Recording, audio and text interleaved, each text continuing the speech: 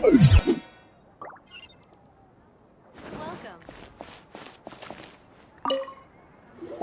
What's going on? Huh?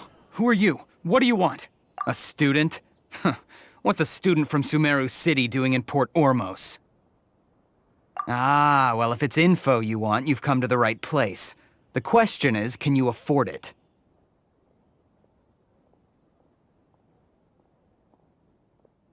Oh, Paimon can't stand to see so much more go. But there's no other choice right now.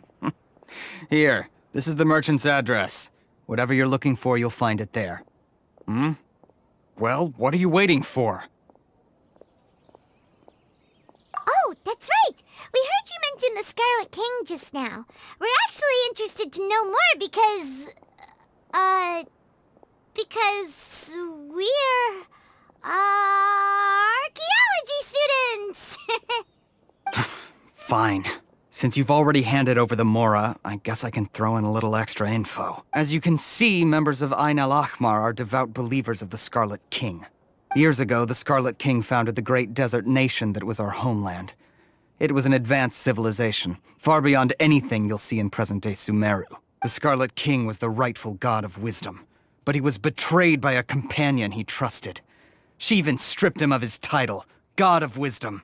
So, you mean the traitor was... Greater Lord Rukkhadevata, yes.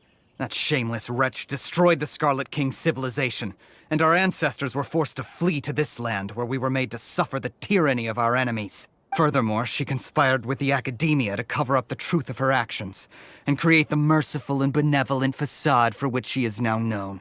Ugh, just thinking about it sickens me. But the story doesn't end there, oh no. The Scarlet King isn't truly dead. The voice of the Oracle has been heard in the desert, prophesying his resurrection. Mark my words, our god shall return. And when that day comes, all followers of the traitor and all the desert dwellers who have forgotten their true god will suffer retribution together. If what I'm saying makes you shiver with fear, it might not be too late for you to become a believer of the Scarlet King. I don't have anything to say to you Academia people about that. I think this conversation has reached its end. Not just yet. This man is a fraud. Huh? You again? Deranged Academia lunatic. Yes, it's me again. I already warned you that if you weren't willing to sit and discuss things with me, I'd take measures to make things uncomfortable for you. Listen to me. That address he gave you is fake. Or at least, you won't find a merchant waiting for you there. This group has been boasting all around that they can provide information on a certain item as a means of luring people into their territory. Once you show up, they keep up the act until they have hard evidence that you want to purchase said item. Then they use that to squeeze you for all the Mora you're worth. Hey! Shut it, Alhaitham! What are you playing at, trying to ruin our business like this, hmm? I told you the other day. I wish to discuss my terms with your boss. Ha! The boss made it perfectly clear that he won't negotiate with you. Yes, and in no uncertain terms. But that was then. It does not preclude him from changing his mind in the future. I'm warning you, don't push us, or this could get ugly. We don't usually get rough with people from the Academia because it just complicates things. For a lunatic like you, though, we might just have to make an exception. If you're suggesting that we escalate this from a verbal exchange to a physical one, I accept.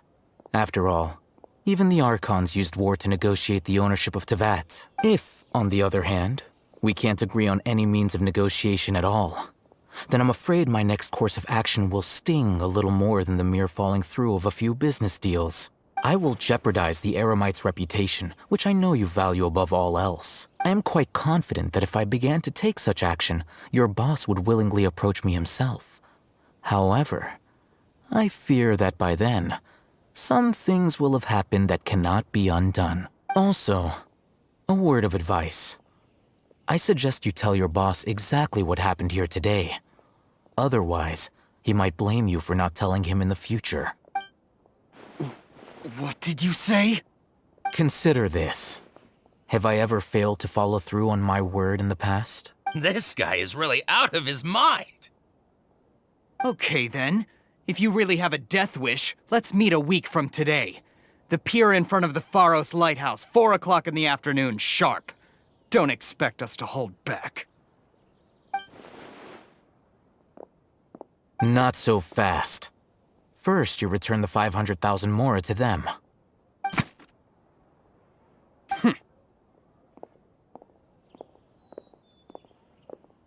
Please, I beg you, don't provoke them.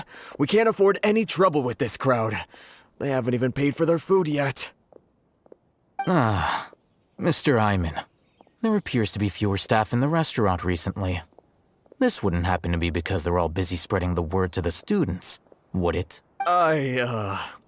Well... Someone who chooses to do business with a group like that really can't afford to get so flustered the instant someone confronts them about it. Consider the meal compensation for our silence. I'd say you're getting an excellent deal.